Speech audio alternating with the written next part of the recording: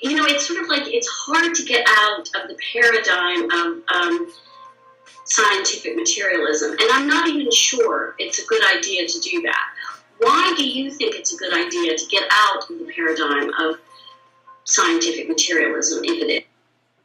Okay, so I thought that what I would want to do here is pick up this question that To Be Serious had raised to Matt and John on the Holons Network in the recent interview that she had done. And to me, this issue of scientific materialism and what does it have to say about some of the problems, these gaps that Matt was suggesting needed to be integrated in science, consciousness, language, studies of history, religion. I think the perspective that I have been trying to suggest here to people on YouTube, and I like the way that To Be Serious was not only raising the questions of how do you bridge these gaps between all of these different areas, but then also, for her own part, suggesting that she was interested in this question of boundary conditions. That's what I would like to talk about, is the question of scientific materialism and boundary conditions, and how are some of these, from my perspective, fundamentally ambiguous, and then what does that ambiguity mean about who we are? To me, it's not an epistemological question, it's an ontological one. And this is, I think, part of the disagreement that is apparent when you go watch very carefully the argument that I'm having or had been having with Gary. I think for Gary, ambiguity and uncertainty refers to an epistemological problem. It's sort of like he's already assumed an ontology of the pre-existing individual as over and apart from the society. Like society is one thing and then the individual is something else, and they're potentially related, and the whole problem of interests is self-interest and collective interest, and now that we've split those up, we got the Humpty Dumpty problem. And then again, it makes recourse. He's making recourse to a kind of epistemological position of, everyone can know about the suffering of others and we have to make it appeal. I'm trying to give an ontological position of ambiguity, and here's the way I would come at it. The way to really get at this issue of consciousness and how it relates to science, you don't need to move beyond scientific materialism. See, I think too many people, they end up with some fantastical, a kind of untenable mystical position, or something that looks to too many people like dogmatic superstition, as soon as you say it's somewhere beyond scientific materialism. What I would argue is that what people need to do is very carefully attend to the key differences between vision, hearing, and touch. The more that we attend, and we'll get to touch in a second, but the more that you focus, for example, on the difference between sight and hearing, vision and hearing, the more that it becomes apparent that vision gives the sense of distance, of things at a distance, of yourself over against others, whereas sound gives the sense of connection. As I'm speaking right now, these words, they're an invisible ship in which we find ourselves. The words aren't in the context, the words are part of the context in which we're finding ourselves. The separation between self and other is over-exaggerated by the eye, and too many people in science have fallen into an over-reliance upon the eye, as if the eye tells the only story that needs to be told. It may well be that the ear can hear what the eye can't see.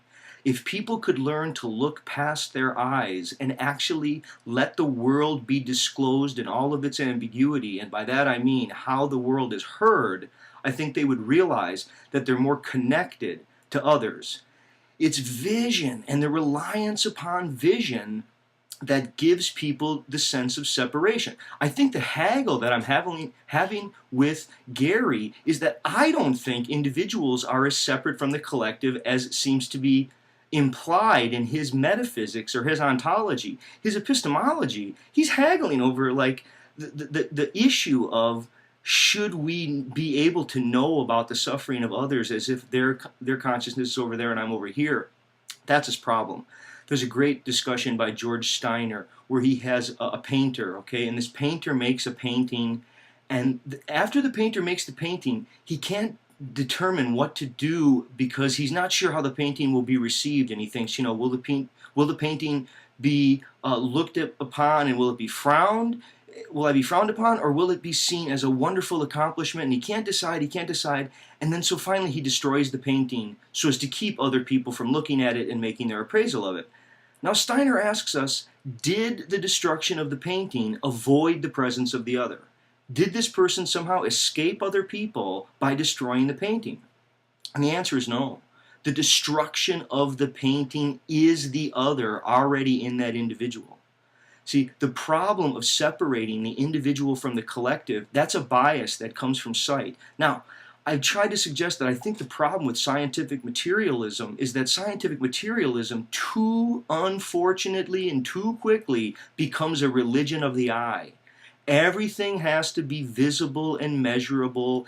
Even the things that supposedly are invisible, intangible, they get turned into mathematical relations that are calculatable only by visual symbolism.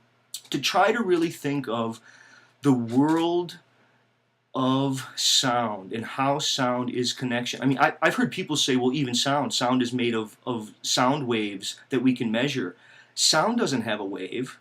No, you're using a metaphor and you're turning sound into something seen in order to say that it has a wave. To measure the periodicity of the wave length, notice how you have to have some visual representation to get at the periodicity of it. And it's not to say that it's not true, it's to say that it's ambiguous. I'm not suggesting that the world of vision isn't as true as the world of sound. It's that most people think that the world of vision is the only real world and that the world of sound isn't real at all. Sound is the world of the spirit. See, I think sound itself is the reminder of your interconnection with you to other people. Sound is the truth that you're always dwelling in the love of an ancient other. And so to me, the theological issue enters in, properly speaking, with the question of sound. Now, I'm not saying that people who are born deaf are less than human or not spiritual beings. Some of this gets very, very complicated. I'm saying in the normal average case, this is part of what we mean. And this gets very complicated as well because part of what we mean by literacy is that literacy includes what Ivan Illich calls lay literacy.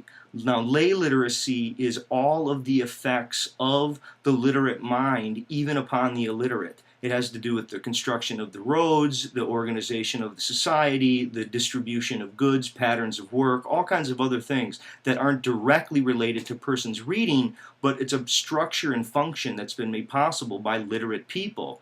That same thing could be said of the visual bias, that even if there would be many people who are blind or are deaf, the world around us has been constructed by people with the bulk of those senses, right? All five, we speak of it as if there's just five senses.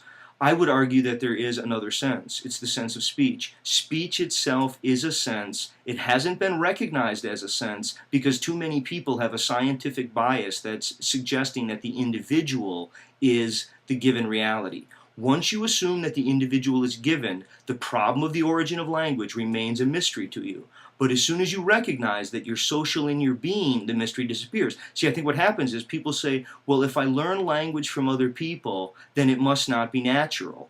No, the truth is you're naturally social. Once we come to see ourselves as part of a larger body, then the problems aren't one of spirit, or they're not problems of this mystical consciousness. They're ones of looking past our eyes and seeing ourselves as part of a larger collective. In the same way that my body is constructed of all kinds of bacteria that are not me but make me possible, I'm part of a larger body, this society or culture that is possible through individuals, but it's not as if there's a society and then me over against it. You're social, right? You're an individual, but you're never an individual in a non-social way. It's the unique constellation of the particular relations with particular others that make you unique. I hope some of that contributes to the problem of this question of scientific materialism.